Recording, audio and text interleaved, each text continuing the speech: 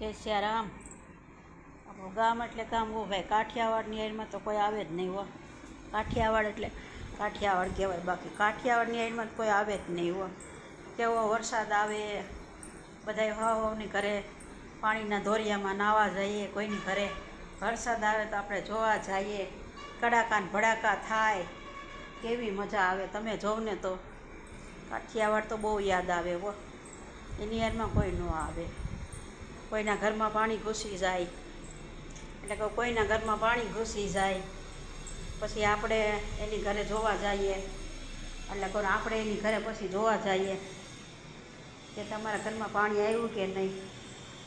અત્યારે તો ચોમાસામાં ભાઈ આપણું ઘર બહુ યાદ આવે હો, આપણું ગામ બહુ યાદ આવે. આપણા ગામની યાદમાં કોઈ ન આવે હો ભાઈ, ગમે એવું હોય તો છાશને રોટલો ખાઈએ પણ તો આપણું ગામ બહુ યાદ આવે. ગામની યાદમાં તો કોઈ આવે જ નહીં.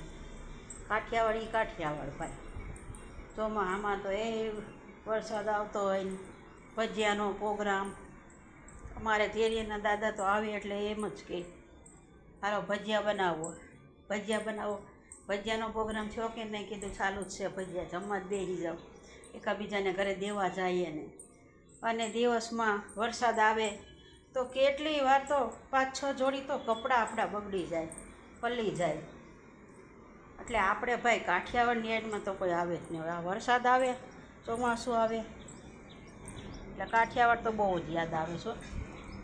એટલે કોઈ કાઠિયાવાડ તો બહુ જ યાદ આવે. જો એની યાદમાં તો કોઈ આવે જ નહીં. જય શ્રી રામ બધાને. આ મારો વિડીયો ગમ્યો હોય તો લાઈક કરજો, શેર કરજો. ક્યાંથી જોવો છો એ કહેજો, કારણ કે હવે કાઠિયાવાડ બહુ યાદ આવે છે. જય શ્રી રામ બધાને. આ વિડીયો ગમ્યો, સાચો છે ખોટો છે, હું સાચું બોલું છું, કમેન્ટ કરીને કહો મને.